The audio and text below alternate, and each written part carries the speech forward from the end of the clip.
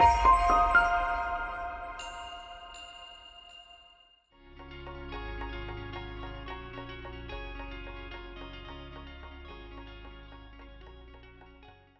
have a family of four. I have my wife Janelle and two sons. My son Nathan is 3.5 years old, and when he was 6 months old, he started having seizures.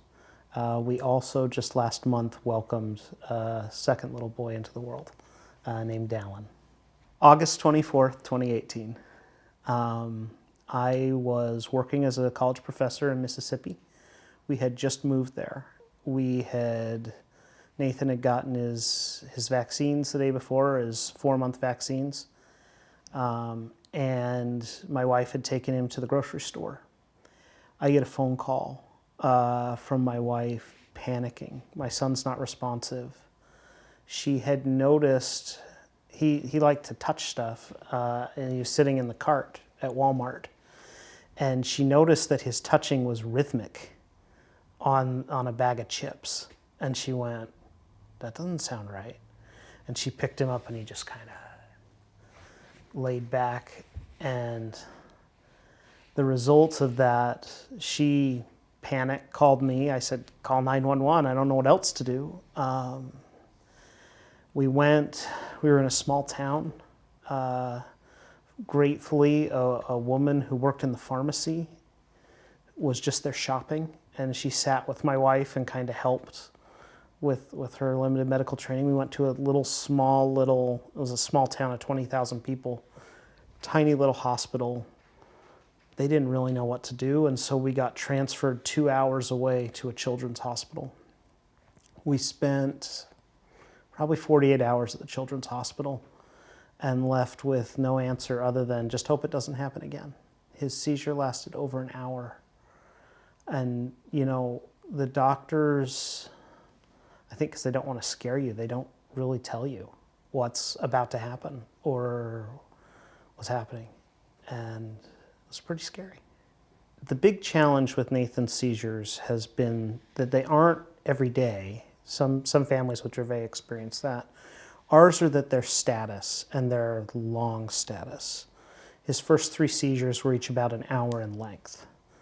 We started to get medicine and medical intervention to try and stop those seizures sooner, but we were spending lots of overnights in children's hospitals because his seizures were just going on and on and on. We're gratefully on a medicine now and a diet now that have shortened his seizures to about 2 minutes. And they're happening every few weeks, but in a way, it's almost a relief that they're stopping on their own without medical intervention.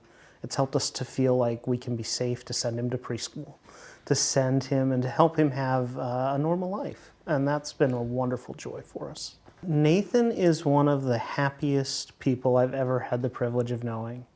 He is a joy. He loves his peers. He is very, very social. So he got to preschool, and his teacher within a week told us he has a phenomenal memory. So he would walk into the room, and with his class of 11 students would walk around to each student and greet them by name. "Hi, so-and-so, hi, so-and-so, hi, so-and-so," and she was blown away. The most difficult thing for me has been the constant fear that a new seizure was going to start. His seizures, a status seizure by definition is to a degree life-threatening. And for him, his seizures seem to get stronger over time. And so we've lived on pins and needles for 3 years, fearing to go to sleep. One night, my wife was awakened in the night, and she looked at our monitor, we have a monitor that tracks it's a pulse oximeter, it tracks his heart rate, and noticed his heart rate was really high. And he would have died if she hadn't woken up, but she saw it, and we were able to get him to a hospital, and we spent a night in the hospital as a result of that. But I think that has been the hardest thing, is just the constant anticipation, the fear of this is coming, and the dread of trying to control every piece of environment around him. So, even pre-COVID, we were super germ conscious because every time he got sick, he could die in his sleep. And that was agonizing.